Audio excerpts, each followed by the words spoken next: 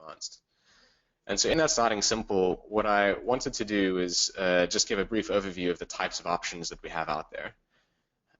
So for that large proponent of people who aren't using drone maps, you have several different ways of going out. You have the left-hand side there, which you can see are some fixed-wing drones. So fixed-wing drones have a couple of big advantages in the sense that they can fly for a fair amount longer and they can capture more land in a single battery. What that comes with is the complexity of getting them to launch and setting them up. Generally, that setup takes a fair amount of time more.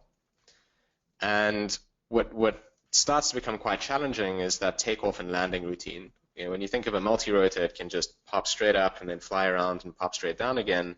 With a fixed-wing drone, it's got to take off at an angle and then get to that altitude, go and make its map, and then come back in and have a landing routine. And so you've got, with a fixed wing, it's a little bit more complex. You've got to think about which direction is the wind coming from, how am I going to launch this?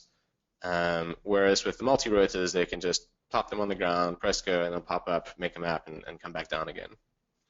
So when we start looking at the multi-rotors, we start to go between these like entry-level drones that we see in the middle there, like the Phantom 3s and Phantom 4s, versus the more advanced systems where you start to have like the M100s and the Inspires, and you can start to fit more interesting and exciting sensors on, and you can start to customize it a bit more.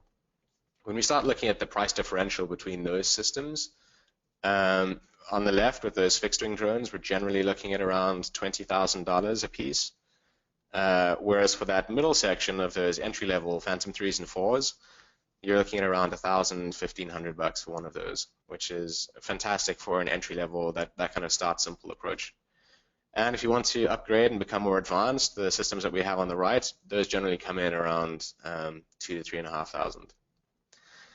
So we love using the multi-rotors at DroneDeploy. That's kind of our bread and butter. What we found is that going out there and setting up all the infrastructure to launch the fixed wing, and it's going to fly and turn, and all of that takes up more time and battery, whereas the multi-rotors can be very precise in their movements, and they're very, very easy to get started with. You don't have to have any skills. You can just press the go button and it'll take off, fly, and capture data.